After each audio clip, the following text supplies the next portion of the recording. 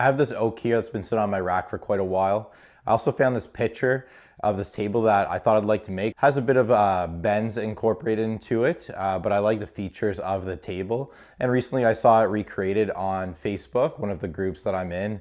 I just think that the one that I saw on Facebook could have been improved with the legs as well as the joints that were cut. And I thought that I'd just try to recreate it. A lot of people said in the comments that it's not possible, that you'd have to add a lot more support. So I think I'm just gonna take a couple different routes throughout this build, try to recreate it, make it more stable, and then see how we turn out in the end. So let's get to it. This is the piece of oak that I milled up for the feet. They're gonna be 15 inches long, same as the depth for the tabletop. So what I'm gonna do now is cut them to length, and then I'll go ahead and take out a gap on the bottom for both of them. And then I'll move to adding a profile on the edge there, and those will be ready. Third step is in the middle of the foot, I'm just gonna create a gap. So I've got those slats that'll be holding the tabletop up. So I want them to fit into a slot and then to be secured. That's what I'll do now. I'll work on the feet and then turn my attention back to the tabletop. So I've got the slots cut for the slats, or I guess the legs. They fit pretty good.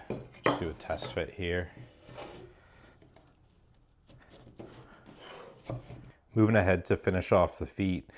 So the space I'm taking out is this long rectangle here. I'm gonna take a portion out with a Forstner bit on each side and then use the bandsaw to cut along the line, and I'll do the same for both. I've seen this table done a couple times and always wanted to make it. I think one of the issues a couple of people had was, you know, it's basically a spring with the slats, and so it's not very stable. So you really need to support it from the bottom. So that's the reason why I put these grooves in.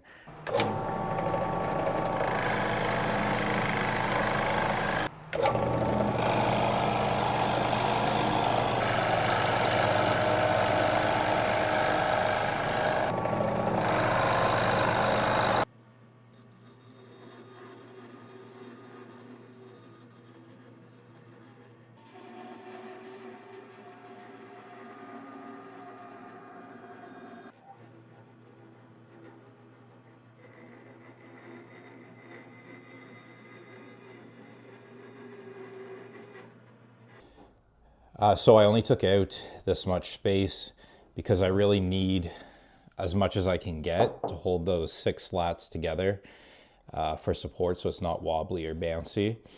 So I kind of need to leave it this thick, but this is what I'm going with. And again, I just need to do some sanding to make everything smooth.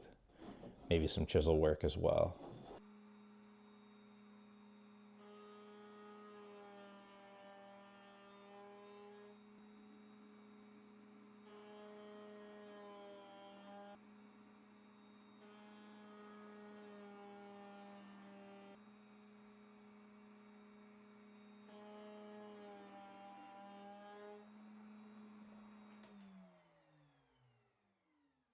So the feet are finished. I just matched the profile in the corner here to the inside one. Just needs a bit of sanding. All right, time for the glue up. Given the length of the boards, I'm gonna go with 5 clamps here.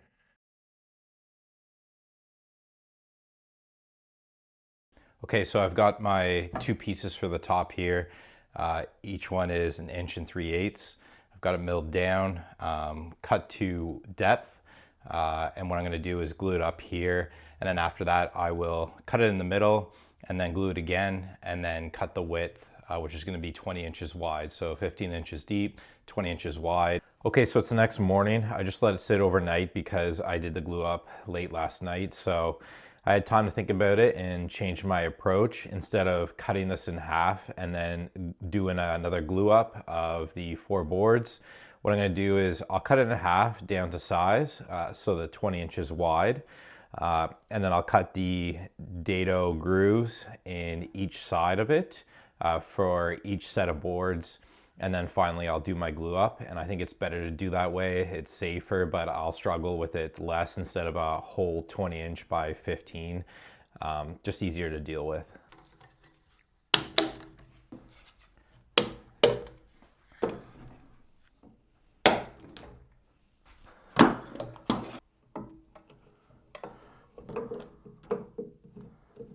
Everybody has their method for cleaning glue off of the wood after a glue up. Sometimes I use this method, so I just have a card scraper inside this Veritas holder. Just makes it easier on the hands. It's got an adjustment dial to create the bend in the card scraper.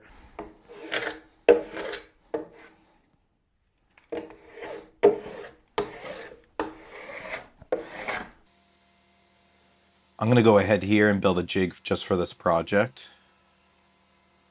Right now I'm cutting one wall.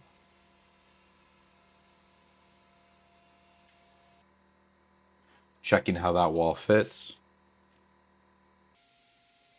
Now I'll go ahead and cut the second wall.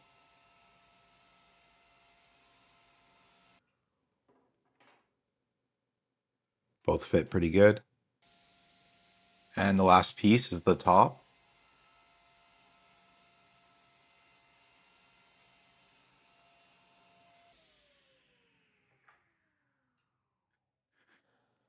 I'll give all three pieces a test fit.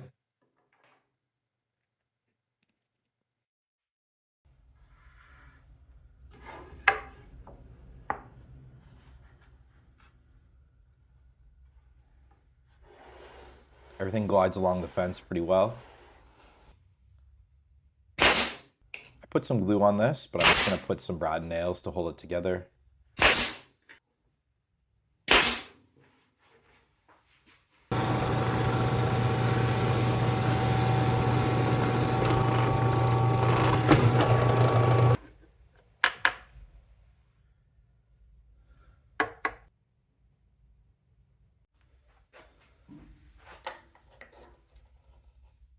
I'm adding a stop block for the inside of the board to hold that against the jig, and then the outside I'll use a squeeze clamp. Had leftover T-track, so I thought it'd be a good opportunity to use it on this project. As you can see, the board's going to be standing upright, 20 inches long, so I definitely want it to be secured while I'm making the cut. Go ahead and give it a test fit before cutting. Locks down nice. Squeeze clamp to secure it on the other end. And still glides along pretty good. Here I am making the middle cut. On one side, I've already done the outside cuts by flipping the board around. And I'll finish off with the middle cut on the other side of the board. This dado stack, I did put one shim in, and it seemed to make it fit pretty nice with the slats.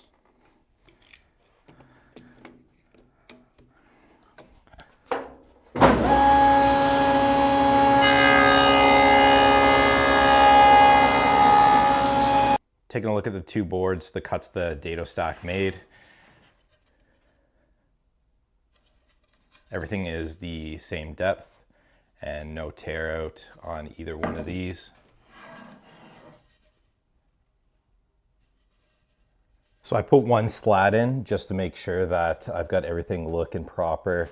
It fits pretty good, but I tested a few others and the slats seem to adjust in the thickness they are. So some are a little tighter to get in. So I think what I'll do is I'll number each slot. I'll test the slats out to see which fit best in which slots, and then I'll go ahead and number them so they match up when I do the glue up, so I'm not fighting it at that point. If they're really, really tight, I might just take a bit off with some sandpaper, but I'll go through them all and just make sure I'm prepared ahead of time before gluing everything together.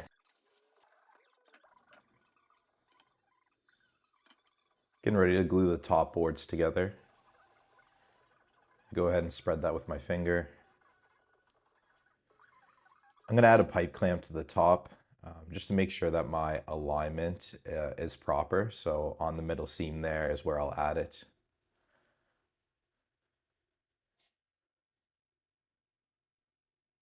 Normally I would have glued this together, then cut it to length. But in this circumstance where I need to make those dado cuts, I just went with cutting it to length beforehand, and then I'm just doing due diligence here to make sure it's clamped up properly and it's not sliding around on me.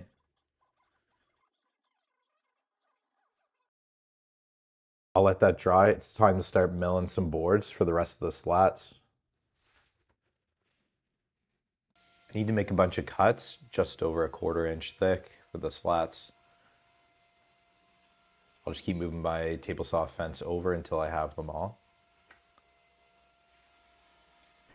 Okay, I started with the slats. I need 12. I did 14. I'm hoping that if any break, it's just 2. So I've got them cut to just above 1/4 inch each. And then what I'm gonna do is put them on the planer and bring them down to the exact size, each one. They're only gonna be 30 inches, but I made them extra long, just the way I'm gonna set it up in the jig when I go to bend them.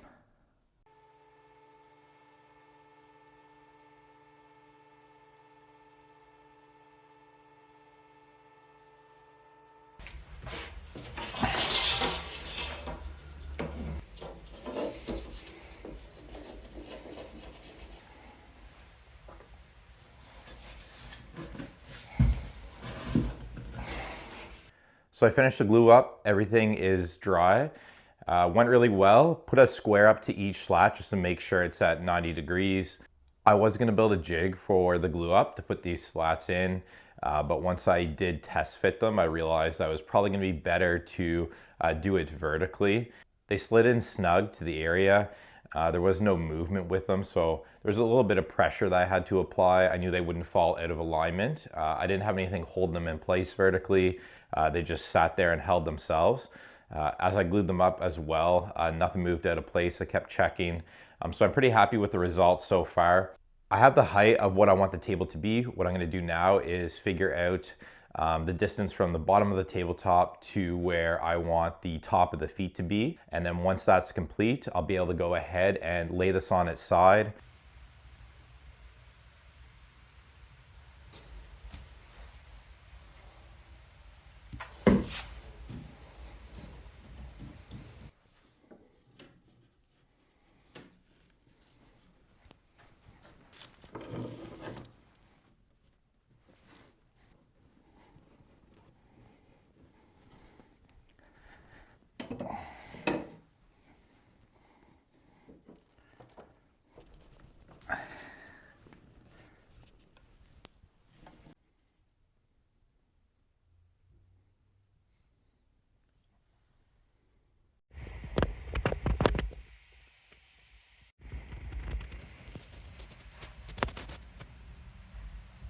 Right now I'm just cutting the length of the legs.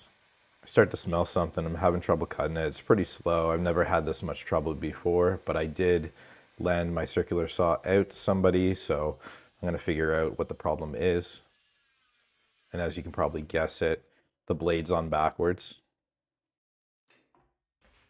There's the evidence. I've got the feet on now. I used the clamps to attach them just to make sure everything was square and level before I fix them to the legs. So it looks pretty good. I think what I'll do is I'll drill a hole from the outside of the foot, and then I'll go ahead and put a screw in after I glue it, and then I'll use plugs to give it a nice look. Before I go ahead and do that, I want to mention that I've seen this table twice, and one of the versions had a cross piece in the middle, and then another version had 2 pieces just attaching the feet for stability, side to side stability. I'm not sure what route I'm going to take yet, so I'll think about it tonight.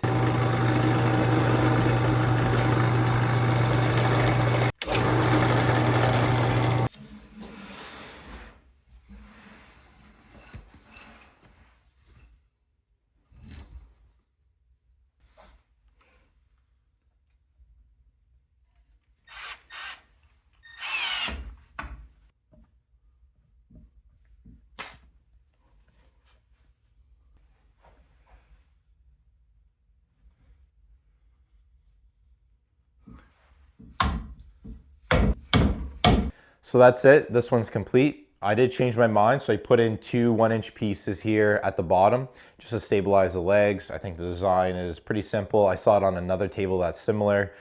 As for sanding, it was pretty tough, as you can imagine. Sanding's never fun, but I can emphasize that statement here with these slats. I think the keys, like I thought out in the beginning to having it stabilized, were to create the dado grooves in the feet for more stability at the bottom, and then the top just to make sure that all these joints are solid and there's no movement there. I went with the spray on poly, the warm satin. It turned out pretty good. My first time using it, just thought I'd reward myself after all the sanding to get in between the slats here. But like I said, it turned out pretty good. I'm happy with it. If you want to like or subscribe, I have more builds coming, and that's it for today.